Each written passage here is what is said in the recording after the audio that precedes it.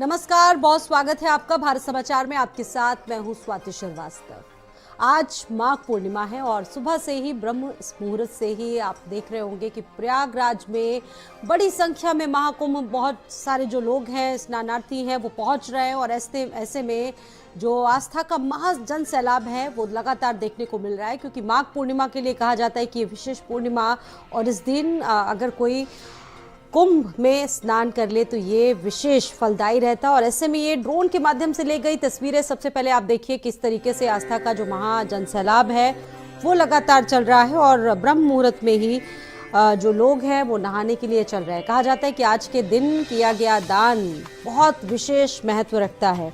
और इसके साथ साथ माघ पूर्णिमा को लेकर मुख्यमंत्री योगी आदित्यनाथ लगातार मॉनिटरिंग कर रहे हैं।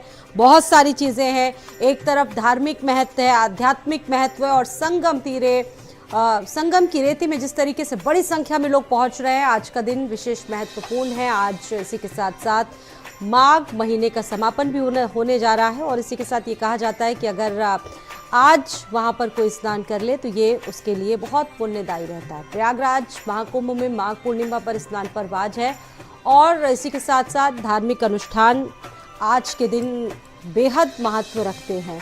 और इसी के साथ आस्था का जन सैलाब वहाँ पर उमड़ा हुआ है। बड़ी संख्या में श्रद्धालु पहुँच रहे हैं, स्नानार्थी पहुँच रहे हैं। और इसके साथ साथ वहाँ पर प्रशासन ने भी अपनी तमाम व्यवस्थाएं मुकम्मल की हुई हैं।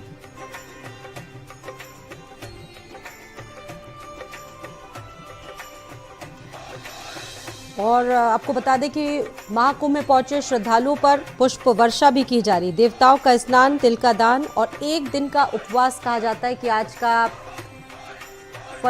के फल को और भी ज्यादा दुगना कर देता है।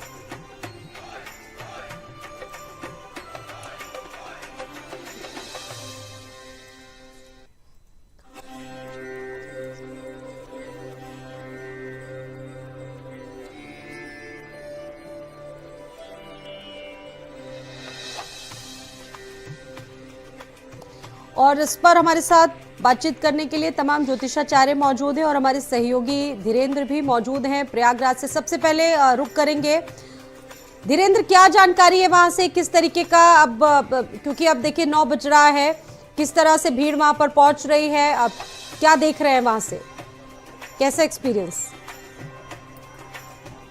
का ये महा जो समुद्र है वो देखने को मिल रहा है। और खास मेहमान भी हमारे साथ जुड़ चुके हैं। आपके पास मैं वापस लौटूंगी। इस वक्त हमारे साथ आचार्य धीरेन्द्र पांडे जी मौजूद हैं, बहुत स्वागत है आपका। और साथ ही साथ आचार्य डॉक्टर मोहित शुक्ला जी भी हमारे साथ मौजूद हैं, आपका भी बहुत स्वागत है।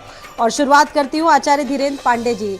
सभी कहते हैं कि ये जो माघ पूर्णिमा का दिन है बहुत ही विशेष जागरण, व्यक्ति के कुंडलनी जागरण और समाज के उत्थान में एक बहुत ही महत्वपूर्ण भूमिका अदा करेगी। बिल्कुल, ये आध्यात्मिक महत्व है, इसका धार्मिक महत्व है। और आचार्य मोहित शुक्ला जी भी हमारे साथ मौजूद हैं। कहावत भी माघ पूर्णिमा को लेकर कही जाती है, आपने सुनी भी होगी मोहित शुक्ला जी की, देवताओं का स्नान, तिल का दान और साथ ही साथ एक दिन का उपवास, ये बड़ी विशेषता होती है इस माघ पूर्णिमा की तिथि के लिए। आप इसको कैसे वर्णित करेंगे मोहित जी?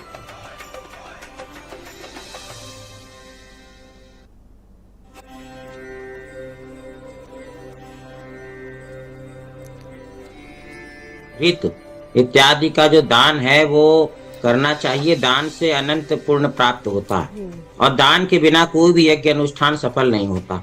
और जो देवताओं के स्नान की बात कही आपने, आवाज आ रही मेरी? जी जी मोहित जी। तो देवताओं की जो बात आपने पूछी है वो बहुत सुंदर प्रश्न आपने किया, उसको मैं स्पष्ट कर देता हूँ कि हमारे यहाँ वेदों में 2 प्रकार के देवता बताए गए। एक होते चेतन देवता, एक होते जड़ देवता। हम दोनों देवताओं की उपासना करते हैं। जो चेतन देवता है वो माता पिता आचार्य देवो भवा, मातृ देवो भवा, पितृ देवो भवा, अतिथि देवो भवा। और अतिथि में हमारे ऋषि मुनि इत्यादि सब आ जाते हैं। तो जितने संत महात्मा हैं जो स्नान कर रहे हैं आज के दिन, वो देवताओं का स्नान है। आज के दिन जो है विशेष संत वहां जाकर ऋषि और मुनि सब स्नान करते हैं, उनकी एक बृहद ऊर्जा हमें प्राप्त होती है। दूसरी बात, जो जड़ देवता जैसे अग्नि हो गया, वायु हो गया, पृथ्वी हो गया, सूर्य हो गया, और इन सब की उपासना भी हम करते हैं। और इसीलिए विश्व में हम जाने जाते हैं, हमारी सनातन संस्कृति जानी जाती है कि भाई सनातन धर्म जो है वो प्रकृति का भी संरक्षण करता है। भगवान कृष्ण ने इसीलिए गोवर्धन पूजा शुरू करवाई कि देखो तुम इंद्र की पूजा भय से मत करो, और इससे अच्छा है तुम गोवर्धन की पूजा करो, जहाँ से हमें शुद्ध वायु मिल रही है, औषधि मिल रही है, पशुओं का आहार मिल रहा है। इस प्रकार हम पर्वतों की भी पूजा करने के लिए जाने जाते हैं, क्योंकि हमें प्रकृति का संरक्षण करते हैं और हम वातावरण को शुद्ध रखने का महत्व जानते हैं कि यदि हमारा पर्यावरण सुरक्षित तो हम सुरक्षित हैं। नदियों को स्वच्छ रखना चाहिए, ये हमारी जो देवताओं को पूजा है। और आज के दिन सभी देवता वहाँ एकत्रित होते हैं,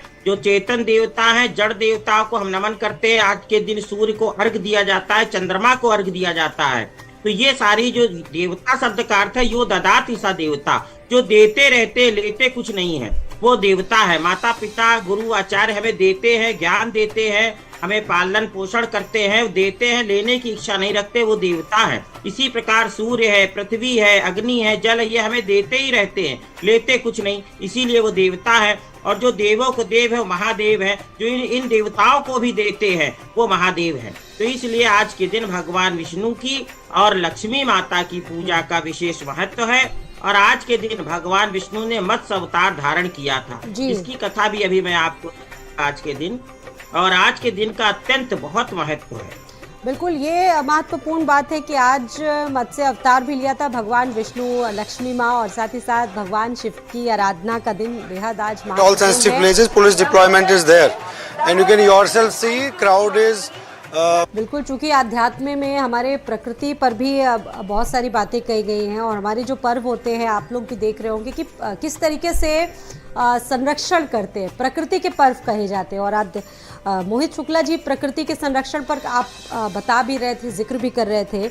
माघ मास को लेकर आप क्या कहते हैं, और साथ ही साथ मोक्षदायिनी तिथि है, आपने जिक्र किया कि मत्स्य भगवान का अवतरण भी आज के दिन हुआ था, और इसी के साथ साथ माघ मास का समापन भी आज से ही हो रहा है। इसको लेकर क्या विशेष उपाय किए जाने चाहिए, क्योंकि कल्पवासी जो है 1 महीने तक कठिन जप और तप करते हैं, वो ज्ञापन करते हैं, उनको किस तरीके के फलों की प्राप्ति होती है आज के दिन?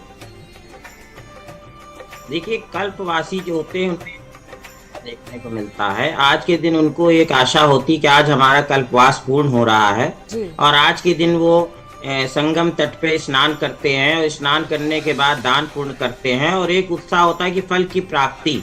जैसे कि किसी विद्यार्थी के जब मेहनत परिश्रम करता है फिर रिजल्ट निकलने वाला दिन होता है, तो मैंने कल भी कल्पवासी के साथ वार्ता किया और एक टीवी कार्यक्रम में, तो उन्होंने भी बहुत उत्साह से कहा एक संत ने कि भाई मुझे ऐसा अनुभूति हो रही है कि जैसे ये विद्यार्थी का परिणाम जब निकलता है तो उसको एक उत्साह होता है, वैसा ही उत्साह मुझे हो रहा है कि कल मुझे मेरे तपस्या का फल प्राप्त होने वाला है। तो आज के दिन जो है, जो माघ मास की पूर्णा होती है आज के दिन, आज पूर्णिमा इसीलिए नाम है कि पूर्ण हो जाए माघ मास, जहाँ कल्पवास पूर्ण हो जाए, जहाँ पर संतों की तपस्या पूर्ण हो जाए, उसी को पूर्णिमा कहते।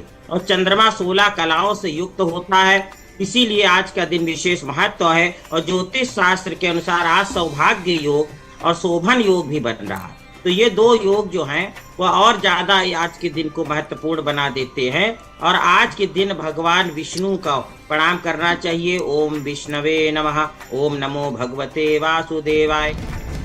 लेकिन उससे पहले एक बड़ी अपडेट अपने दर्शकों को बता दें कि राम मंदिर के मुख्य पुजारी सत्येंद्र दास का निधन हो गया। ये बहुत दुखद खबर है। राम मंदिर के मुख्य पुजारी हैं सत्येंद्र दास, जिनका निधन हुआ है। आपको बता दें कि पिछले काफी दिनों से वो बीमार चल रहे थे, स्थिति ठीक नहीं थी। ब्रेन स्ट्रोक के बाद लखनऊ पीजीआई में उनका निधन हो गया है। उससे बीच जिस तरीके से एक दुखद खबर आई, सबको पूरी तरह से इस खबर ने झकझोर के रख दिया। रुक कर लेते हैं डॉक्टर मोहित शुक्ला जी का। आचार्य मोहित शुक्ला जी, अब जिस तरीके से खबर आई, बहुत बड़ी क्षति है, हम सभी की शोक संवेदना है, और सभी ने देखा कि किस तरीके से एक महत्वपूर्ण कहा जा सकता है उन्होंने एक पूरा जो क्रम है वो निभाया। 34 वर्षों से ऊपर राम मंदिर को अपना जीवन पूरी तरह से समर्पित कर दिया। इसको किस तरीके से देख रहे हैं, बहुत संक्षिप्त शब्दों के साथ, और साथ ही साथ उसके बाद हम माघ पूर्णिमा पर चर्चा करेंगे। जी, ये महंत सत्येंद्र दास जी का निधन हुआ, अत्यंत हम लोगों के लिए पीड़ादायक है, और बहुत बड़े एक संरक्षक का हाथ हमारे सर के ऊपर से हटा है। और मगर अगर आप ज्योतिष शास्त्र से देखिए तो माघ पूर्णिमा के दिन भगवान ने उनकी आयु पूर्ण करते हुए परम मोक्ष उनको प्रदान किया। उनके स्वयं के लिए तो श्री चरणों में उनको स्थान मिल गया, मगर हम सबको वो अकेला छोड़ गए। और उनका जो मार्गदर्शन हमें मिलता था, जो मुख से उनके ज्ञानवाणी मिलती थी, वो अब हम उनसे वंचित रह गए। मगर उनकी दी गई शिक्षाओं पर हम अमल करें, उसका आचरण करें, और हम आगे भी भविष्य में राम मंदिर के लिए ऐसे ही समर्पण भाव से लगे रहें जैसे वो आजीवन लगे रहे। मगर उनका जो ऋण है वो तभी चुकता हो सकेगा जब हम उनके बताए मार्ग पर आगे बढ़ेंगे, और जो उनकी क्षति है वो कभी भी पूरी नहीं हो सकती है। तो यही सृष्टि का नियम रहा, जब जब महान महान पुरुष आए, उन्होंने जो जो कार्य किया है, जन जन्मांतरों तक हम उनके ऋणी हो जाते हैं। बिल्कुल। अब चूंकि वक्त कम है, आचार्य धीरेन्द्र पांडे जी भी हमारे साथ मौजूद है। धीरेन्द्र जी, इसी के साथ माघ मास का समापन भी आज हो जाता है। कौन कौन से वो विशेष उपाय हैं जो हमें कर लेने चाहिए, हर एक सनातनी को कर लेने चाहिए, ताकि उसके जीवन में किसी भी तरह का कष्ट ना हो, समृद्धि उसको हासिल हो? कर पा रहे हैं। जी।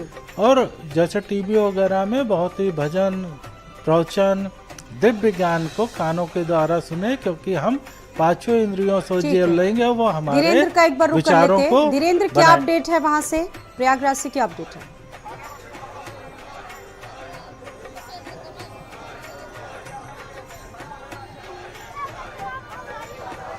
देखिए, प्रयागराज से लगातार जो यहाँ पर महाकुंभ में जो श्रद्धालुओं का आने का जत्था यहाँ पर पहुँच रहा है। फिर से हम अपने कैमरा पर्सन से कहेंगे एक बार ताजा तस्वीरें हमारे दर्शकों तक चले जाएंगे। तो यहाँ पर सुरक्षा के साथ ठीक है धीरेन्द्र, वहां से अपडेट आगे भी लेते रहेंगे। फिलहाल आपका बहुत धन्यवाद अब जानकारी देने के लिए, और इसी के साथ साथ धीरेन्द्र पांडे जी आपका और आचार्य मोहित शुक्ला जी आपका भी बहुत बहुत धन्यवाद जुड़ने के लिए। और इसी के साथ रुक रहे हैं एक छोटे से ब्रेक के लिए, जल्द लौट।